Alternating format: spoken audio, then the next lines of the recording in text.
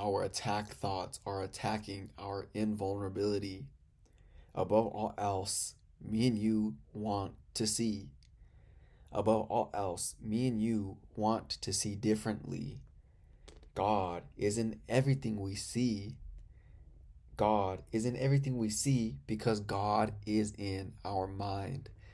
What's good, fam? We made it to lesson 56 of A Course in Miracles, and today we will be reviewing lessons 26 through 30.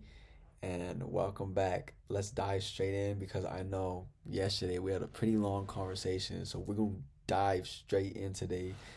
And if you already know what to do, you got the book, open up. If you don't got the book yet, the PDF is in the description. And again, it's much more powerful if we read the words off the page and look at them together. Let's go ahead and begin. 26.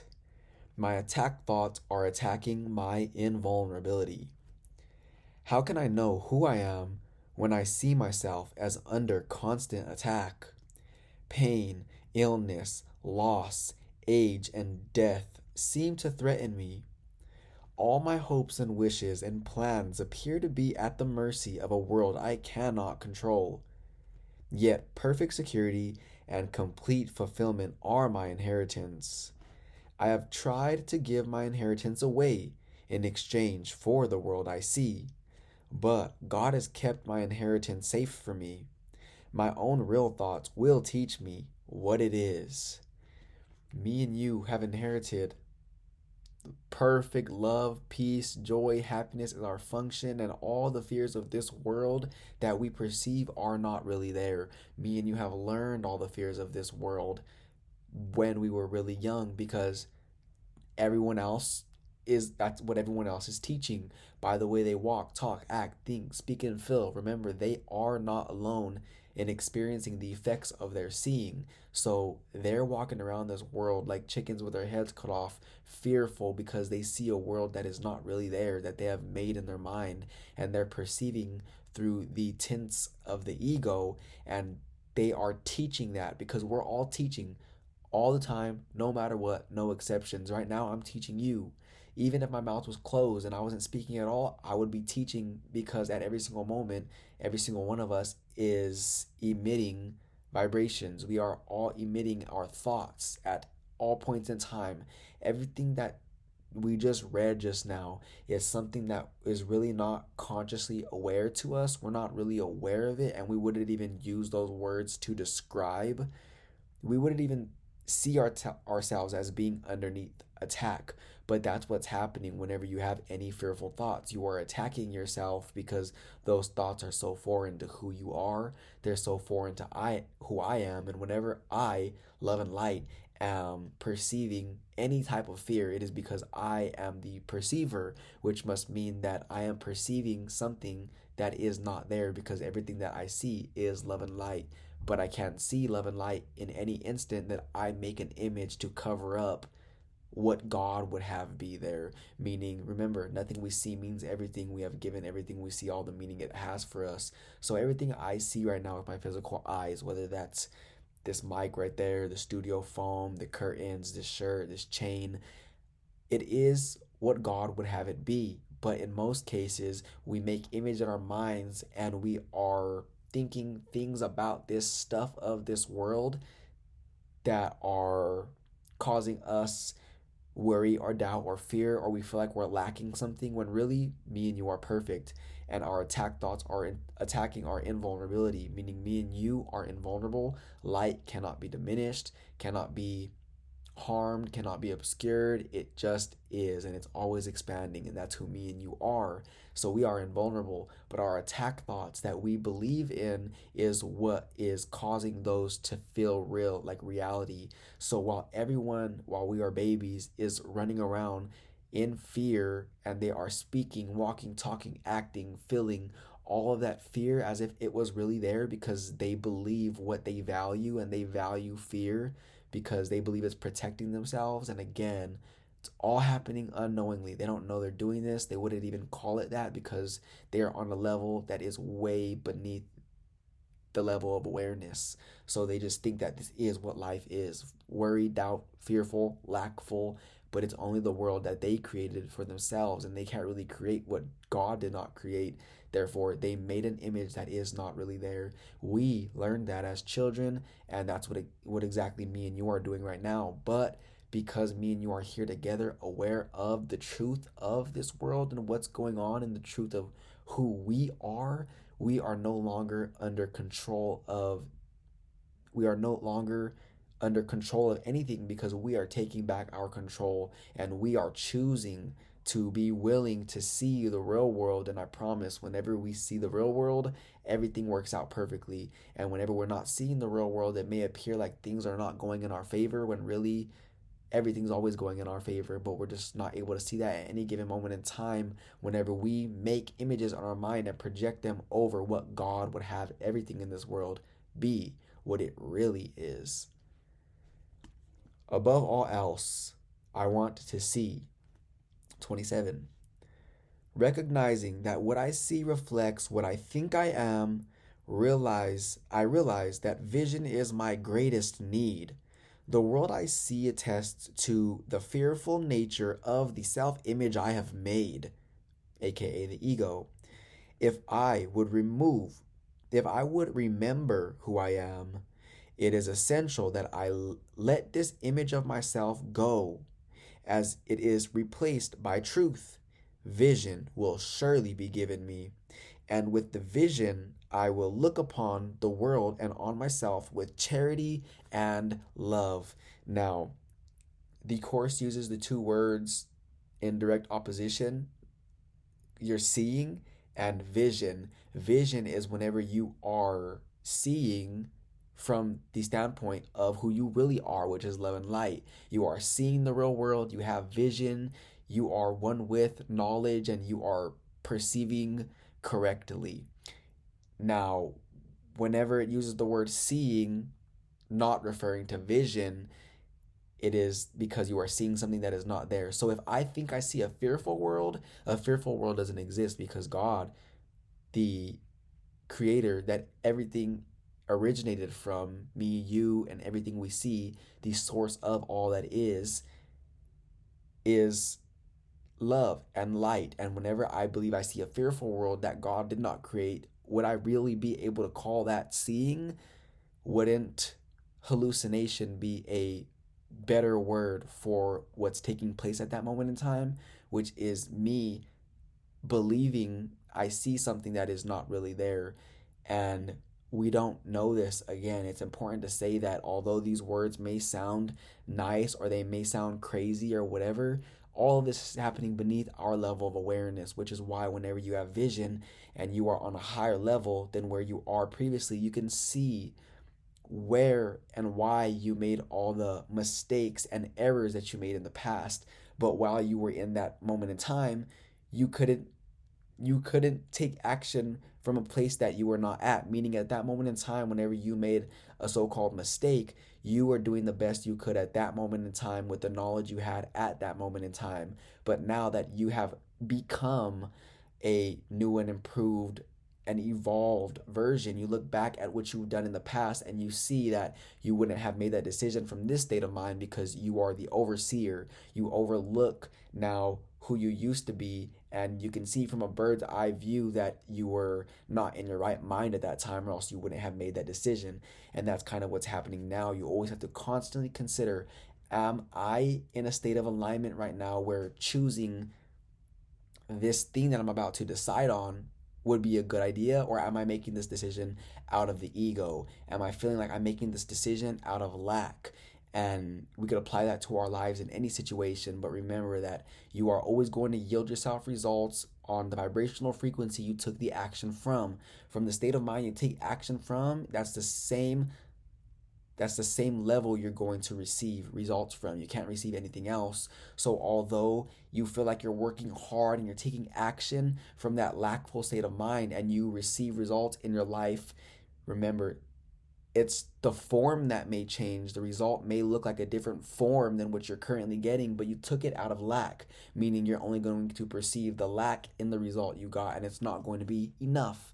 Because whenever you take action or do anything from a state of mind of I am not enough, then that would also have to cause you to see the world as not enough. Therefore, the only reason why we ever believe that the house we live in is not enough, or the car we drive is not enough, or the money that we have right now in this moment is not enough, it's only stemming from the core belief, an even deeper belief, that we believe that we're not enough.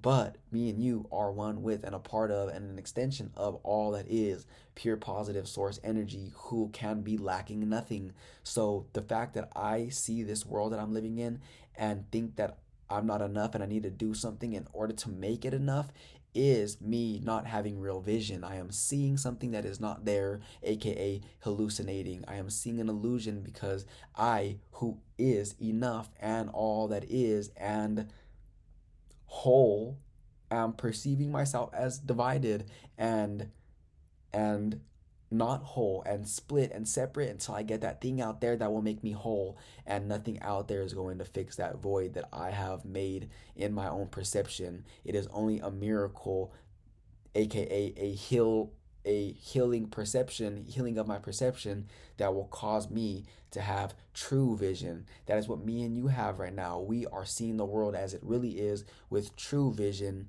and we know that because of how good we feel. We are viewing this world from the perspective of source, or who we really are, and we know that because we feel so good, and that emotion is an indicator that we are aligned with the larger part of us. And whenever we feel any negative emotion, that is an indicator as well. Not a bad or good indicator, just an indicator letting you know that in that moment you have deviated from the source within you, and you are thinking thoughts that are in opposition to what the larger part of you is really thinking about the subject at hand. Meaning, if I see this person and they are annoying me, well, it's not annoying to God because this person is love and light. Source does not see this person as annoying because they are love. So Source sees the lovingness in that person, but because I see them as annoying, I am going to feel negative emotion because I have caused a discord between who I really am and the image of myself that I think I am in that moment, which is the ego, which is that self that I have made. And in that moment, I am simply asleep. And because I am not seeing this person, which is love and light, which is who I am, for who they really are, I am simply hallucinating in that moment. And therefore, I am not in my right mind, and I am in no condition to make any decisions, because the decisions that I make from that state of mind are only going to get me more of that. Like we discussed yesterday, if I'm on 100.9 FM, I can't hear anything else other than what's playing on that station. So it's always a good thing to constantly consider where you are at, and always make sure that your number one priority before you do anything in this world is to be in alignment with who you really are. Because when you're in alignment, everything works out as you would wish. And whenever you're not in alignment, everything is still working out as you wish, but you're not going to be able to perceive that. And that is really needless and unnecessary. Why prolong joy when it's right beneath your eyes? 28. Above all else, I want to see differently. The world I see holds my fearful self image in place and guarantees its continuance. While I see the world as I see it now, truth cannot enter my awareness. One more time. While I see the world as I see it now, truth cannot enter my awareness. I would let the door behind this world be opened for me, that I may look past it to the world that reflects the love of God. 29. God is in everything I see. Behind every image I have made, the truth remains unchanged. Behind every veil I have drawn across the face of love, its light remains undimmed. Beyond all my insane wishes is my will, united with the will of my Father. God is still everywhere and in everything forever, including within me as me. And if that's not true, then the statement that the Course just presented to us could not be true neither, which is why, because God is still everywhere and in everything forever, that includes us. We are not excluded from that statement.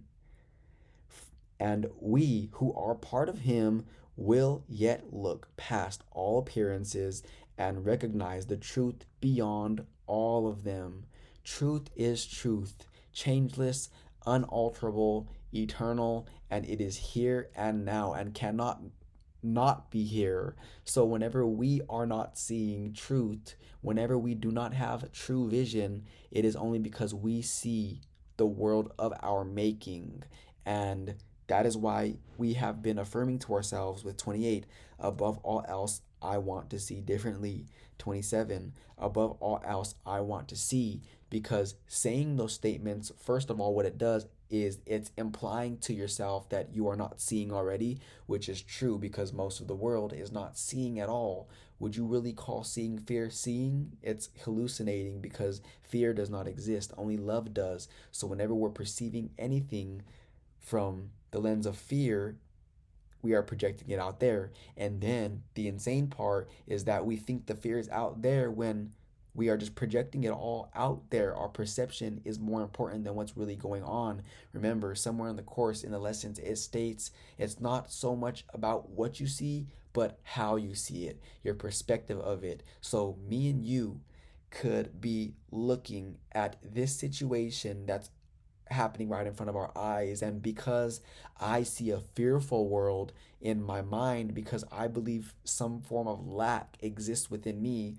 a child of God, an extension of all that is love and light, because I think there's lack that exists within me, I have caused my mind to split. Now there's the whole part of me which is unchangeable, unalterable, and truth and who I really am, and the second ego side that I have made of myself. And I think that this separated individual, the separated me, is who I really am, but it's not. It's just an image I made. God did not create it, and what God did not create cannot exist. So I am in this dream state, perceiving fear in this situation, and you are looking at the same situation as me, but because you are whole and you are undivided in your mind and you know who and what you are and the power that lies within you, you're looking at the same situation as me, but you see love in it, and you see love, or either a call for love, whatever the situation may be, but you know what truth is, and you know that there's nothing to be fearful of because the things of this world that are occurring are not as important as we make it out to be. Because at the end of the day, in the larger scheme of things, who we are is changeless, unalterable, and invulnerable to anything that could occur in this world, or invulnerable to anything ever. We are truth. So, me and you, two different individuals, as it may appear in this world, are viewing this situation. I see fear in it, and you see truth in it. And that is going to determine what we do next. Now, from this state of mind, I'm going to take action based off of the fear that I think I see, and you are going to take action based off of the love and truth that you know it to be, and you are going to receive results on that level. Therefore, heal the situation, heal anybody involved, perform a miracle, or looking at this situation that may appear as adversity, you are going to use it to your benefit, and something great is going to come out of it. And something great is going to come out of the situation for me as well, but I'm not going to be able to receive the benefits of that greatness that comes out of the situation because I'm too busy insanely taking action from the standpoint of fear, trying to fix what I believe is broken and went wrong. But it's only because I am not seeing it all. I do not have vision. I am seeing, if we could call it that, an image that I have made and projected on that situation. So that way I believe that I am whole and I'm good, but now the fear is out there. When really, if I were to get rid of the fear that I believe exists within here and were to unify my mind, make it one and whole again, then I would not be able to perceive any fear out there. So it's important to understand that what we are doing with our mind and our perception of things is much more important than what is actually happening. God is in everything I see. Behind every image I have made, the truth remains unchanged. All right, we just read that one. 30. God is in everything I see because God is in my mind. In my own mind, behind all my insane thoughts of separation and attack, is the knowledge that all is one forever. I have not lost the knowledge of who I am because I have forgotten it. It has been kept safe for me in the mind of God.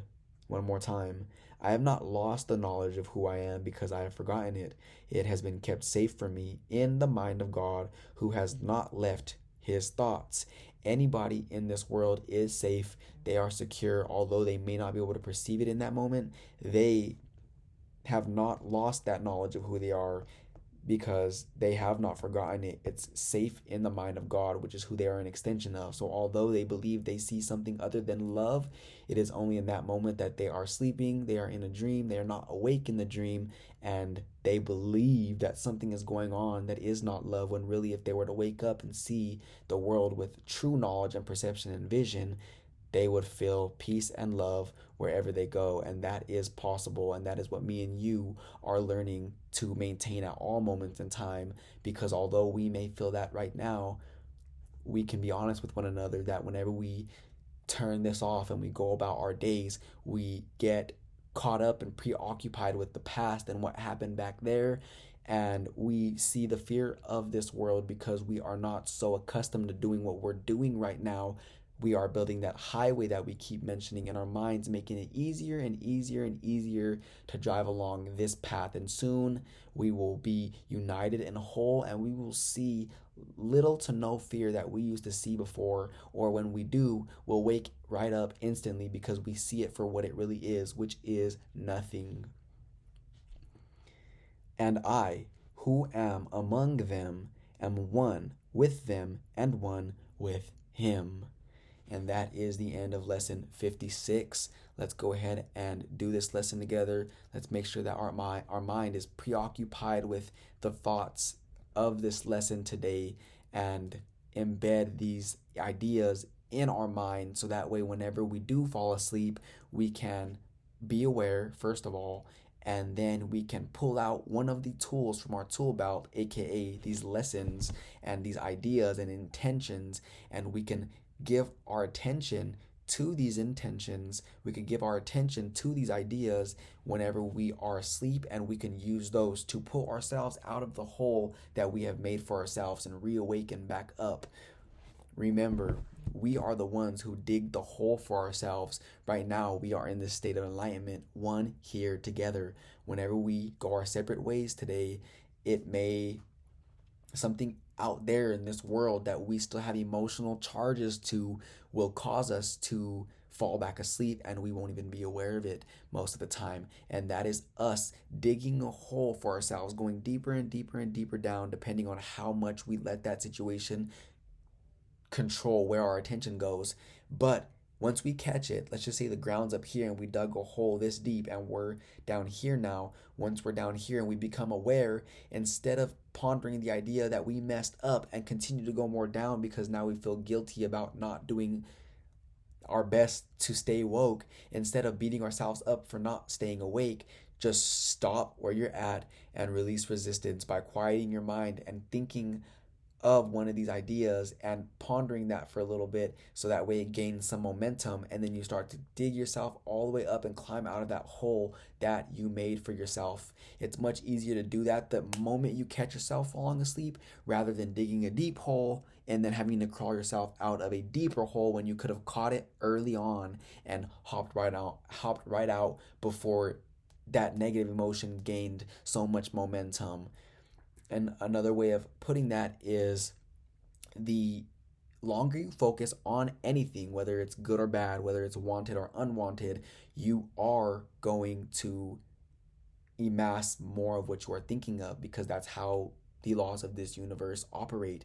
Meaning, if I am thinking about love and light and I am thinking about my desires and I am in the state of the wish fulfilled, I am feeling good, I am one with who I really am and I feel good, those thoughts are getting bigger and bigger and bigger and bigger, and they are amassing more thoughts like it unto me. So it's easier for me to think those thoughts, and I am rising in a state of enlightenment and keeping up with who I really am.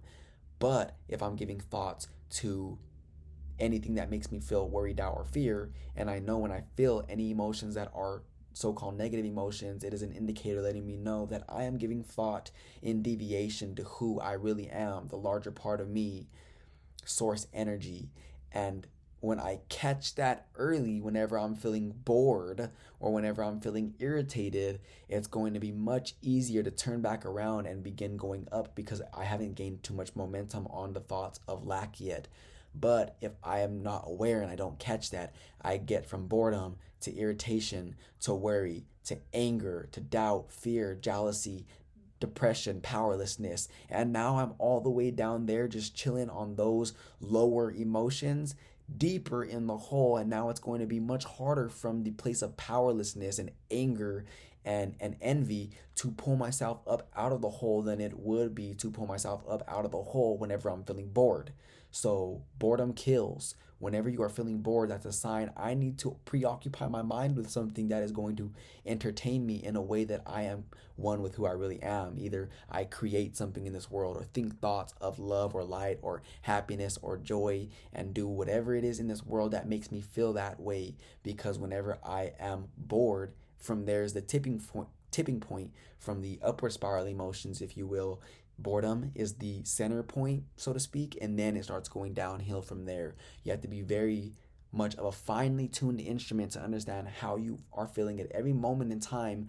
Be aware of that and notice where you are so you know which way to go. For example, and this is what we are going to conclude today's lesson with. If I am feeling, let's just say, powerlessness, I'm feeling depressed, your my next step from that low frequency is not joy, because that's too big of a step. I won't be able to hear what's playing on 100.9 FM if I'm all the way on 87.3 FM all the way down here. It's too large of a gap. That range is very wide, and it's going to be very hard or impossible to jump to that level, because I am going to need to gradually increase, just like whenever I'm in the whip. If I am at 20 miles per hour and I press the gas and I go to 80 miles per hour, I must have at some point went 60 miles per hour, 62, 65, 75, 80. There's no way that I cannot go and skip a mile per hour, because it is gradual. I touched it at least once, even if it was just for a second, going that mileage per hour. I cannot not go at this place in between where I am and where I want to be, because it's continuity, it's continuous.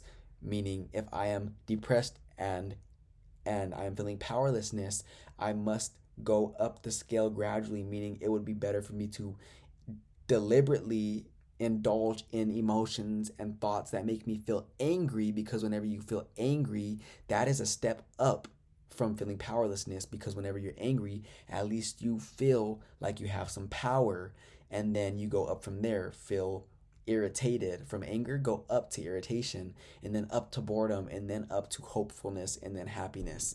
If you were in a state of boredom, it would be illogical to go back down to anger, because that's not in the right direction. So if you were feeling depressed and powerlessness at one point, your next logical step may be anger.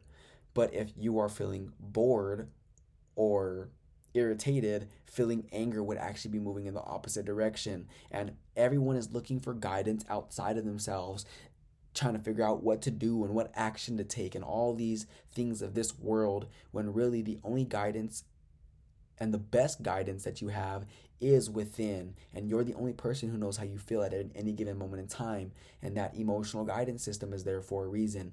Use it, know where you're at every moment in time, and always, always, always work your place up and up and up. No matter where you are, you can always go more up. So today we are going to conclude lesson 56, and we will see each other again here tomorrow for lesson 57 of A Course in Miracles.